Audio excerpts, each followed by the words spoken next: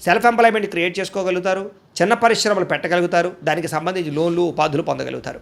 వివాహ ప్రయత్నాలు ఫలిస్తాయి. ప్రేమించినటువంటి వ్యక్తులకు వివాహం కోసం చేసే ప్రయత్నాలు అనుకూడతలు, పెద్దలు ఒప్పుకునే అవకాశాలు, ఆటంకాలు తొలగే అవకాశాలు ఈ వారం చాలా ఎక్కువగా కనపడుతున్నాయి.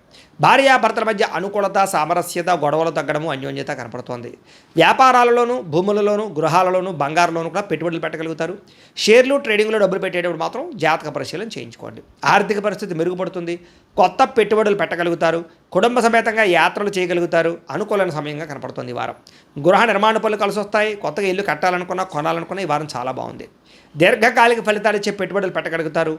మీ మాటతో అందరినీ ఆకట్టుకునే ప్రయత్నం చేయగలుగుతారు. క్రయ విక్రయాల్లో చక్కని లాభాలు పొందగలుగుతారు.